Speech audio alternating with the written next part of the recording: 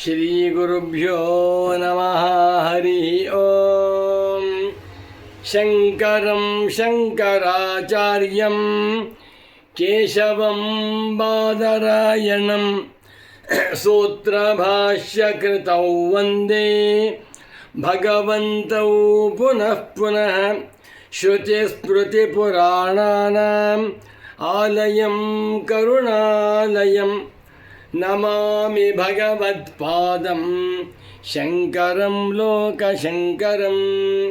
ವಂದೇ ತಂ ಸಚ್ಚಿದಾನಂದಂ ಯತಿವರ್ಯಂ ಮಹಾಮತಿಂ ವೇದಾಂತಸಾರಜ್ಞಂ ಸದ್ಗುರುಂ ಪ್ರಣತೋಸ್ಮ್ಯಹಂ. ಶ್ರೀಗುರುಂ ಪ್ರಣತೋಸ್ಮ್ಯಹಂ. ಸದಾಹಂ ಸಂಪ್ರದಾಯಜ್ಞಂ ಸಂಯಮೀಂದ್ರಂ ಸದಾಶ್ರಯಂ ಸದ್ಗುರುಂ ಸಚ್ಚಿದಾನಂದಂ ಸದಾಚಾರಂ ಸಮಾಶ್ರಯೇ. ಶ್ರೀಮಚ್ಛಂಕರ ಭಗವತ್ ಪೂಜ್ಯ ಪಾದ ಮಹಾಸದ್ಗುರುಭ್ಯೋ ನಮಃ. ಶ್ರೀ ಶ್ರೀ ಸಚ್ಚಿದಾನಂದೇಂದ್ರ ಸರಸ್ವತೀ ಸದ್ಗುರು ಪಾದುಕಾಭ್ಯಾಂ ನಮಃ. ನಮೋ ನಮಃ ಶಂಕರ ಪಾದುಕಾಭ್ಯಾಂ. ಶಂಕರ ಭಾನು ಚಾನಲ್ ವೀಕ್ಷಕರಾದ ತಮ್ಮೆಲ್ಲರಿಗೂ ಇಂದಿನ ಕಾರ್ಯಕ್ರಮಕ್ಕೆ ಹೃತ್ಪೂರ್ವಕವಾದ ಸುಸ್ವಾಗತ. ಮಹಾತ್ಮರ ಮಹಿಮೆಯನ್ನು ಅರ್ಥ ಮಾಡಿಕೊಳ್ಳಬೇಕಾದರೂ ಅಂಥವರಿಗೆ ಪೂರ್ವಜನ್ಮ ಸಂಸ್ಕಾರವಿರಬೇಕು ಮತ್ತು ಅವನ ಮೇಲೆ ಗುರುವಿನ ಆಶೀರ್ವಾದವಿರಬೇಕು. ಜ್ಞಾನಿಗಳು, ಸಾಧುಗಳು, ಸಂತರು, ಸನ್ಯಾಸಿಗಳು, ಮಹಾತ್ಮರು ಯಾವಾಗಲೂ ಕೂಡ ಕರುಣಾರ್ದ್ರ ಹೃದಯರು. ಅವ್ರ ಹೃದಯದಲ್ಲಿ ಕರುಣೆಯಿಂದ ಆರ್ದ್ರವಾಗಿ ಒದ್ದೆಯಾಗಿರುತ್ತೆ. ಪ್ರೇಮ ಮೂರ್ತಿಗಳು ಅಂತ ನನ್ನ ಪರಮ ಪೂಜ್ಯ ಸದ್ಗುರು ಪುಂಗವರಾದ ಶ್ರೀ ಶ್ರೀ ಶ್ರೀ ಸಚ್ಚಿದಾನಂದೇಂದ್ರ ಸರಸ್ವತಿ ಸ್ವಾಮೀಜಿಯವರು ಹೇಳ್ತಾ ಇದ್ದರು. ಇದಕ್ಕೊಂದು ಒಳ್ಳೆಯ ಸುಭಾಷಿತ ಅದು ಹೇಳ್ತೇನೆ.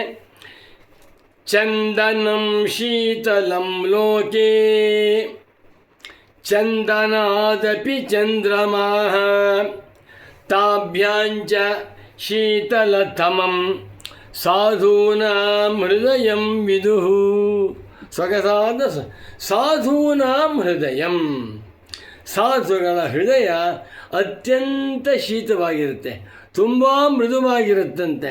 ಇದಕ್ಕೆ ಜ್ವಲಂತ ಉದಾಹರಣೆ ಬೇಕು ಅಂದರೆ ನನ್ನ ಪರಮ ಪೂಜ್ಯ ಪ್ರೀತಿಯ ಸದ್ಗುರು ಪುಂಗವರಾದ ಶ್ರೀ ಶ್ರೀ ಶ್ರೀ ಸಚ್ಚಿದಾನಂದೇಂದ್ರ ಸರಸ್ವತಿ ಸ್ವಾಮಿಗಳವರು. ಅವರ ಹತ್ರ ಇರಬೇಕು ಅಂದರೆ ತುಂಬ ಕಷ್ಟ. ನಾಗರ ಹಾವಿನ ಸಹವಾಸದಂತೆ ಬೆಂಕಿಯ ಜೊತೆಯಲ್ಲಿ ಆಟವಾಡುವಂಥ ತುಂಬ ಕಷ್ಟ. ಆದರೆ ಅವ್ರ ಹೃದಯ ಬಹಳ ಮೃದು ಹೃದಯ. ನನ್ನ 16 ವರ್ಷಗಳಲ್ಲಿ ಗುರುಗಳವರು ಕೋಪ ಮಾಡಿಕೊಂಡಿದ್ದನ್ನೂ ನೋಡಿದ್ದೇನೆ. ಆ ಕೋಪ ಒಂದು ಕ್ಷಣದಲ್ಲಿ ಮಗು ಊಟವಾಯ್ತೇನಪ್ಪ, ಮಗು ಬಾಳೆಹಣ್ಣು ಕೊಡು ಅಂತ ಕೇಳ್ತಾಯಿದ್ರು. ಆ ಕೋಪದ ಆವೇಶವನ್ನು ನೋಡಿದಾಗ ಸಹವಾಸ ಸಾಕಪ್ಪ, ಬೇಡ, ಹೊರಟೋಗೋಣ ಅನ್ನಿಸ್ತಾ ಇತ್ತು. ಒಂದೇ ಒಂದು ಕ್ಷಣದಲ್ಲಿ ಆ ಕೋಪವನ್ನು ಮರೆತು ಬಿಟ್ಟು ಅವ್ರು ಮಾಡ್ತಾ ಇದ್ದಂಥ ಅನುಗ್ರಹವನ್ನು ನೋಡಿದರೆ ಬಹಳ ಸಂತೋಷವಾಗ್ತಾಯಿತ್ತು. ಒಂದು ಸುಭಾಷಿತನ ಚಂದನಂ ಶೀತಲಂ ಲೋಕೆ. ಲೋಕದಲ್ಲಿ ಚಂದನ ಗಂಧ ಅತ್ಯಂತ ತಣ್ಣೀರುತ್ತೆ. ಬೇಸಿಗೆ ಕಾಲದಲ್ಲಿ ಭಯಂಕರ ಬಿಸಿಲಿದೆ, 42-43 ಡಿಗ್ರಿ ಇದೆ, ತಡ್ಕೊಳ್ಳೋಕ್ಕಾಗ್ತಾ ಇಲ್ಲ. ಮೇಲೆ ಬಟ್ಟೆ ಹಾಕ್ಕೊಳ್ಳೋಕ್ಕಾಗ್ತಾ ಇಲ್ಲ, ಯಾವ ಬಟ್ಟೆಯನ್ನು ಹಾಕ್ಕೊಂಡಿಲ್ಲ. ಅಂಥ ಸಂದರ್ಭದಲ್ಲಿ ಆ ಚಂದನದ ಗಂಧವನ್ನು ಹಚ್ಚಿಬಿಟ್ರೆ ಆಹಾ ತಣ್ಣಗಾಗ್ತಾ ಇದೆ ಅಂತೀವಲ್ವೇ. ಚಂದನ ಗಂಧ ಯಾವಾಗಲೂ ತಣ್ಣಗಿರುತ್ತದೆ. ಚಳಿಗಾಲದಲ್ಲಿ ಹಾಕ್ಬಿಟ್ಟಂತೂ ಐಸಾದಾಗೆ ಆಗಿಬಿಡುತ್ತೆ.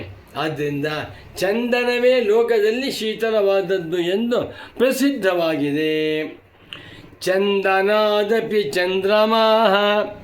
ಚಂದ್ರನಾರಾಯಣ, ಶೀತನಾರಾಯಣ ಪರಮೇಶ್ವರ ಕೈಲಾಸ ಪರ್ವತದಲ್ಲಿ ತಪಸ್ ಮಾಡ್ತಾ ಇದ್ದರೆ ಚಂದ್ರ ತಲೆ ಮೇಲೆ ಕೂತಿದ್ದರೆ ತಣ್ಣಗಾಗ್ತಾ ಇತ್ತಂತೆ.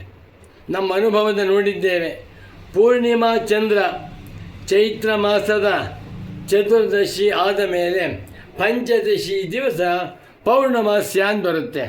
ಆ ದಿವಸ ಸಾಯಂಕಾಲ ಸುಮಾರು 6:30 7 ಗಂಟೆಯಿಂದ ರಾತ್ರಿ 11 ಗಂಟೆವರೆಗೆ ನೋಡಿ ಆ ಚಂದ್ರ ಎಷ್ಟು ಕೂಲಾಗಿರ್ತಾನೆ. ನಮಗೇನೋ ಮನಸ್ಸಿಗೆ ಆತಂಕವಾಗಿಬಿಟ್ಟಿದೆ, ಟೆನ್ಷನ್ ಆಗಿದೆ, ತುಂಬ ಗಾಬರಿ ಆಗ್ತಾಯಿದೆ. ಆ ಸಮಯದಲ್ಲಿ ನಿದ್ರೆ ಬರೋದಿಲ್ಲ. ಏನು ಮಾಡಬೇಕು? ಒಂದು ಕುರ್ಚಿ ಹಾಕ್ಕೊಂಡು ಪೂರ್ವ ದಿಕ್ಕಿನಲ್ಲಿ ಚಂದ್ರ ನೋಡ್ತಾ ಇದ್ದುಬಿಟ್ರೆ ಸ್ವಾಮಿ ತುಂಬ ನೆಮ್ಮದಿ ಆಗ್ತಾಯಿದ್ದೆ. ಕವಿಗಳು ಈ ಪೂರ್ಣಿಮಾ ಚಂದ್ರನನ್ನು ತುಂಬ ವರ್ಣನೆ ಮಾಡ್ತಾರೆ. ಚಂದ್ರಮಾ ಮನಸೋ ಜಾತಃ ಚಕ್ಷೋ ಸೂರ್ಯೋ ಅಜಾಯತ. ಹಿರಣ್ಯಗರ್ಭನ ಮನಸ್ಸಿನಿಂದ ಚಂದ್ರ ಹುಟ್ಟಿದ್ದಾನೆ. ಚಂದ್ರನಿಗೂ ಮನಸ್ಸಿಗೂ ಸಂಬಂಧ. ಚಂದ್ರಗ್ರಹವನ್ನು ಜ್ಯೋತಿಷಾಸ್ತ್ರದಲ್ಲಿ ಮನಃಕಾರಕ ಅಂತ ಹೇಳ್ತಾರೆ. ಮನಸ್ಸಿಗೆ ಸದ್ಬುದ್ಧಿಯನ್ನು ಉಂಟು ಮಾಡುವಂಥವನು ಚಂದ್ರ. ಆದ್ದರಿಂದ ಮೊದಲು ಚಂದನಂ ಶೀತಲಂ ಲೋಕೆ ಪ್ರಸಿದ್ಧಂ. ಲೋಕದಲ್ಲಿ ಚಂದನವೇ ಶೀತವೆಂದು ಪ್ರಸಿದ್ಧವಾಗಿದೆ. ಅದಕ್ಕಿಂತಲೂ ಶೀತಲತರವಾದದ್ದು ಚಂದನಾದಪಿ ಚಂದ್ರಮ. ನಮಗೆ ಚಂದನವನ್ನು, ಗಂಧದ ಕೊರಡನ್ನು ಕೊಂಡ್ಕೊಳ್ಳುವಂಥ ಸಾಮರ್ಥ್ಯವಿಲ್ಲ. ತುಂಬ ಕಾಸ್ಟ್ಲಿ ಅದು. 1 ಅಡಿ ಗಂಧದ ಕೊರಡು ತೊಗೊಳ್ಬೇಕು ಅಂದರೆ 450 ರೂಪಾಯಿ ಹೇಳ್ತಾರೆ. ಬಹಳ ಕಷ್ಟ ಸಿಕ್ಕೋದು. ಆದರೆ ಚಂದ್ರ ಫ್ರೀ, ನೋ ಕಾಸ್ಟ್. ಇವು ಅಭ್ಯಾಸ ಮಾಡ್ಕೊಳ್ಳಿ. ಪೌರ್ಣಮಾಸ್ಯ ದಿವಸ ಪೂರ್ವ ದಿಕ್ಕಿನಲ್ಲಿ ರಾತ್ರಿ 8 ಗಂಟೆಯಿಂದ 11 ಗಂಟೆ ನೋಡ್ತಾರೆ ಚಂದ್ರ ಹೊಟ್ಲಾಸ ಬೆಳಗ್ತಾರೆ. ಚಂದ್ರನ ನೋಡ್ತಾ ಇದ್ದರೆ ನಮ್ಮೆಲ್ಲರ ಮನಸ್ಸು ಶಾಂತವಾಗಿಬಿಡುತ್ತೆ. ಅನುಭವದಲ್ಲಿದೆ. ಇದು ಫ್ರೀ. ಚಂದನ ಕಾಸ್ಟ್ಲಿ, ಸೂರ್ಯ ಚಂದ್ರ ಇದು ಚಂದನ ಕಾಸ್ಟ್ಲಿ, ಚಂದ್ರ ಫ್ರೀ. ಆದರೆ ತಾಭ್ಯಾಂಚ ಶೀತಲತಮಂ. ಆ ಗಂಧದ ಚಂದನಕ್ಕಿಂತಲೂ ಚಂದ್ರನ ಕಾಂತಿಗಿಂತಲೂ ಬೆಳದಿಂಗಳಿಗಿಂತಲೂ ಕೂಡ ಎರಡಕ್ಕಿಂತಲೂ ಶೀತಲತಮಂ ಅತ್ಯಂತ ತಣ್ಣಗಿರುವಂಥದ್ದು ಯಾವುದಪ್ಪ ಅಂದರೆ ಸಾಧೂನಾಂ ಹೃದಯಂ ವಿದುಃ. ಸಾಧು ಸತ್ಪುರುಷರ ದರ್ಶನ ಮಾಡ್ತಾ ಇದ್ದರೆ ಅವರ ಸರಳ ಜೀವನ, ಸರಳವಾದಂಥ ಉಡುಪು, ಯಾವ ಆಡಂಬರವಿಲ್ಲ, ಅಂತಹ ಸಾಧು ಸಜ್ಜನರ ಹತ್ತಿರದಲ್ಲಿ ಕೂತ್ಬಿಟ್ರೆ ಎಲ್ಲ ಕಷ್ಟ ಪರಿಹಾರ. ಇದಕ್ಕೆ ಒಳ್ಳೆಯ ಉದಾಹರಣೆ ಭಗವಾನ್ ರಮಣ ಮಹರ್ಷಿಗಳು. ನನಗೆ ಭಗವಾನ್ ರಮಣ ಮಹರ್ಷಿಗಳೇ ಗುರುಗಳು. ಒಬ್ಬ ಸಚ್ಚಿದಾನಂದೇಂದ್ರ ಸರಸ್ವತಿ ಸದ್ಗುರುಗಳು, ಮತ್ತೊಬ್ಬರು ಭಗವಾನ್ ರಮಣ ಮಹರ್ಷಿಗಳು. ಅವರನ್ನು ನೋಡ್ತಾ ಇದ್ದರೆ ಕೌಪೀನವಂತ ಖಲು ಭಾಗ್ಯವಂತಹ ವೇದಾಂತವಾಕ್ಯೇಷು ಸದಾರಮಂತಹ ಭಿಕ್ಷಾನ್ನ ಮಾತ್ರೇಣ ಚತುಷ್ಟಿಮಂತಹ ವಿಶೋಕಮಂತಃ ಕರ್ಣೇ ರಮಂತಹ ಕೌಪೀನವಂತಃ ಖಲು ಭಾಗ್ಯವಂತಹ ಎನ್ನುವ ಶಂಕರಾಚಾರ್ಯರ ಮಾತಿಗೆ ನಾವು ಕಂಡಂತೆ 20ನೇ ಶತಮಾನದ ಭಗವಾನ್ ರಮಣ ಮಹರ್ಷಿಗಳ ಉದಾಹರಣೆ. ಒಂದು ಚಿನ್ನ ಇಲ್ಲ, ಬೆಳ್ಳಿ ಇಲ್ಲ, ಲಿಪ್ಸ್ಟಿಕ್ ಇಲ್ಲ, ಕುಂಕುಮ ಇಲ್ಲ, ವಿಭೂತಿ ಕಟ್ಟಿಲ್ಲ, ಜಪಮಾಲೆ ಇಲ್ಲ. ಅವರೆಲ್ಲ ಸರಳ ಸುಂದರ ಜೀವಿಗಳು. ಅವರ ಜೀವನವೇ ಸುಂದರಮಯ. ಅಂಥ ರಮಣ ಮಹರ್ಷಿಗಳನ್ನು ನೋಡುತ್ತಾ 10 ಅಡಿ ದೂರದಲ್ಲಿ ಕೂತು ಬಿಟ್ಟರೆ ಆನಂದವಾಗುತ್ತೆ. ನಿಜವಾದ ಸಮಾಧಿ. ನೋಡಿ, ಅಂಥ ಮಹಾತ್ಮರ ಒಂದು ಫೋಟೋ ಇಟ್ಕೊಂಡ್ಬಿಟ್ರೆ ಸಂತೋಷವಾಯ್ತು ನಮಗೆ. ಶಂಕರ ಭಗವತ್ ಪೂಜ್ಯ ಪಾದಾಚಾರ್ಯರ ಫೋಟೋ ನಾನು ನಮ್ಮ ದೇವರ ಮನೆಯಲ್ಲಿ ನಮ್ಮ ಸಚ್ಚಿದಾನಂದೇಂದ್ರ ಸರಸ್ವತಿ ಸದ್ಗುರುಗಳ ಫೋಟೋ ಹಾಗೂ ಶಂಕರಾಚಾರ್ಯ ಫೋಟೋ ಇಟ್ಕೊಂಡಿದ್ದೇನೆ. ಸುಮ್ಮನೆ ಆ ಫೋಟೋ ನೋಡ್ತಾ ಇದ್ದರೆ ಮನಸ್ಸು ಶಾಂತವಾಗಿಬಿಡುತ್ತೆ ನೋಡಿ. ಯಾಕೆ? ಸಾಧೂನಾಂ ಹೃದಯಂ ಶೀತಲತಮಂ ವಿದುಃ. ಈ ಚಂದನಕ್ಕಿಂತಲೂ ಚಂದನ ಬೆಳದಿಂಗಳಿಗಿಂತಲೂ ಸಾಧು ಸತ್ಪುರುಷರ ಹೃದಯ ತುಂಬ ಮೃದುವಾಗಿರುತ್ತೆ.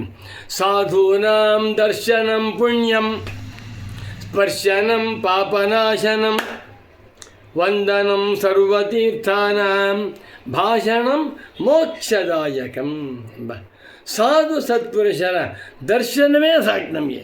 ಯಾವ ಆಡಂಬರ, ಎಲ್ಲಿ ಆಡಂಬರವೋ ಅಲ್ಲಿ ಭಯ, ಯಾವ ಆಡಂಬರವೋ ಎಲ್ಲಿ ಇಲ್ಲವೋ ಅಲ್ಲಿ ಶಾಂತಿ. ಆದ್ದರಿಂದ ಭಾರತ ದೇಶದಲ್ಲಿ ಲಕ್ಷಾಂತರ ಸಾಧುಗಳಿದ್ದಾರೆ, ಲಕ್ಷಾಂತರ ಸನ್ಯಾಸಿಗಳಿದ್ದಾರೆ. ಆ ಮಹಾತ್ಮರ ದರ್ಶನದಿಂದ ಎಲ್ಲ ಪಾಪಗಳೂ ಭಸ್ಮವಾಗುತ್ತೆ.